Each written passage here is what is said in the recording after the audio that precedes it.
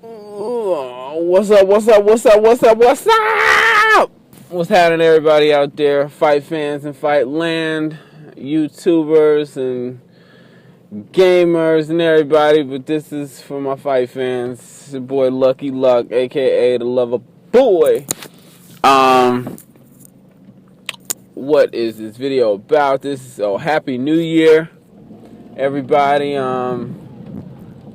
Happy 2015. I hope that everybody set goals for themselves that they will achieve and set things that they will attain and all that good stuff.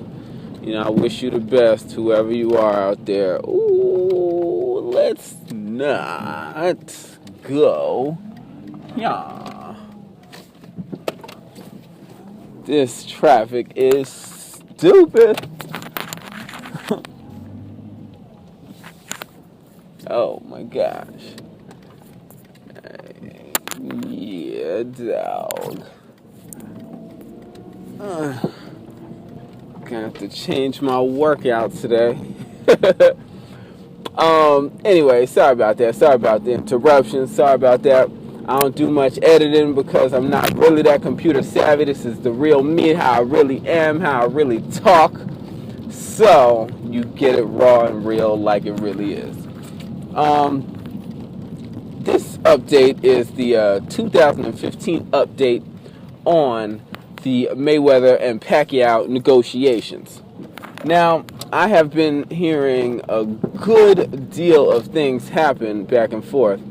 I am still more optimistic about this fight than I have been in years. This is probably the most optimistic I've ever been about this fight, honestly. Because there's a lot of reasons and a lot of factors. But the dynamics of why this fight has been tough to make. I won't say that it's complicated, like you won't understand all the stuff, but just the dynamics itself. It's a lot going. It's not a lot going on per se, like the words that are being said is a lot going on, but just the dynamics. There's a lot of different dynamics in the situation, and okay, I'm gonna explain to you guys a little bit about boxing. I'm gonna teach you guys some stuff about boxing. Before I do that, I want to jump up and say a shout out to Paulie Malignaggi. People were trying to disrespect his opinion and try to go against his credibility for his opinion on how he felt about how the fight will play out and whatever. You know, I'm not saying the fight won't be competitive. That won't be what I'm saying. But, I mean, that's his opinion. He's entitled to it. But I feel like for people to try to attack Paulie Malignaggi's character and his opinion, saying he don't know what he's talking about, he can't punch. First of all, the man is a multiple champion, okay, and probably multiple weight classes. I gotta go look it up. But the man is fighting at a weight class where he isn't strong, which is the opposite of what majority of fighters do.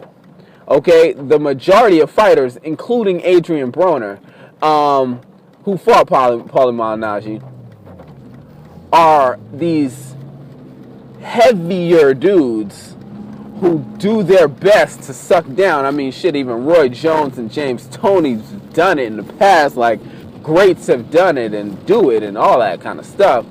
They suck down so that they can be the naturally stronger person, okay? A person who walks around and is a natural 200-pound big person sucks down to fight somebody at 168 just so they can be bigger.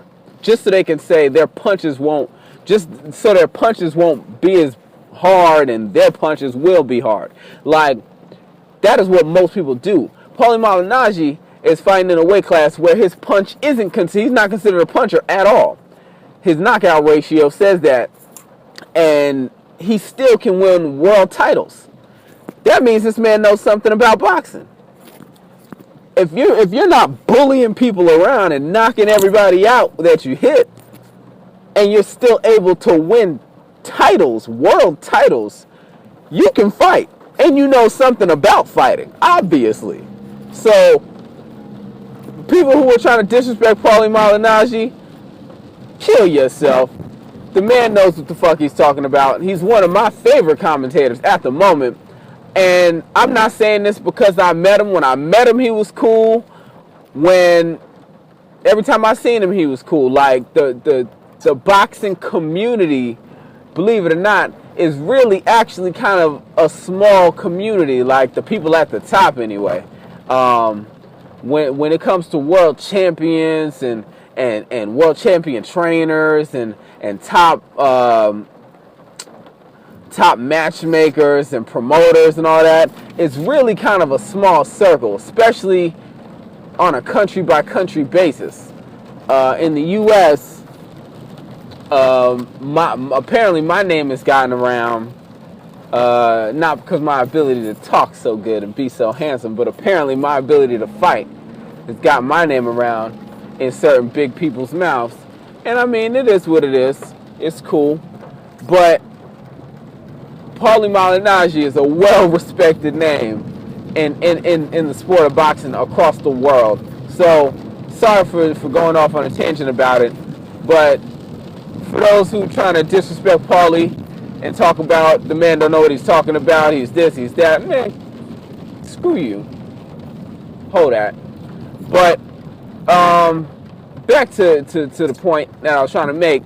The dynamics of this fight are deep. Okay, Mayweather used to be a Bob Arum fighter. Okay, he used to be a top-ranked fighter, and apparently, I'm not, really I don't go off numbers because I don't know these people's personal numbers and these people's personal finance. But I mean, I'm told that Mayweather's contract was bought out by Bob Arum, bought out from Bob Arum by what's this guy's name? Al Heyman, for like $750,000 or something like that. Yeah, let me not hit nobody while I'm backing up in the rain. But you have to understand where that puts Bob Arum on a scale of dealing with Mayweather. Okay? In business, and especially in the business of boxing, people have investments. Okay? In the business of boxing, investments tend to be the boxer. So they put their money in what they feel is a safe investment, right? And though I feel like I'm a great investment, I didn't run into no good investors. They're lost. They gonna miss out. But Bob Arum, or anybody, any promoter, they put money into a fighter and they invest time and money and energy into a fighter. They might not put a lot of money into him. They might just give him fights and do shows and whatever and build him up, right? And then they cash out. You build up this investment. You create the demand for the fighter, or you meet the demand, whatever it is. I mean, a lot of times in investments, people have a demand, they meet the demand. It could be that nobody in your town has a car, so you start a taxi company because everybody needs a ride and they don't have cars. Your taxi company becomes hot shit because they needed it and you've met the demand. So at a certain point, if your taxi company becomes worth millions and you started with $20,000, you cash out. Somebody offers you $5 million to buy it from you, you cash out. You say, shit, I took this $20,000 investment and I motherfucking made money. You cash out. That is what they do with these boxers. They build them up. They take them to whatever height they can take them to. They look at their fighting ability and they say to themselves, okay, this is the most money I can make back from this fighter. So it's time to cash out.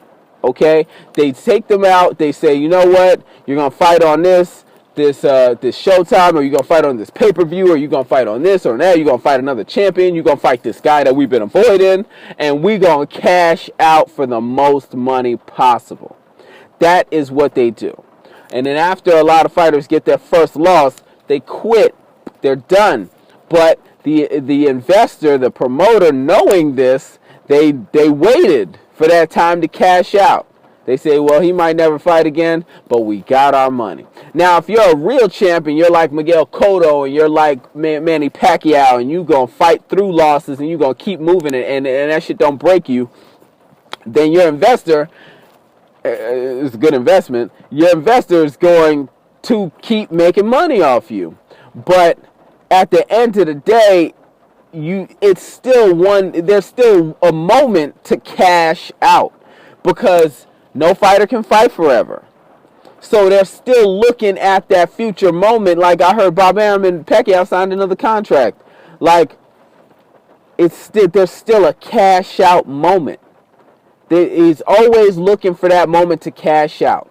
He could have put another $50 million in him. That means he wants to make back $300 million when he cashes out. Like, the fact that he lost out on Mayweather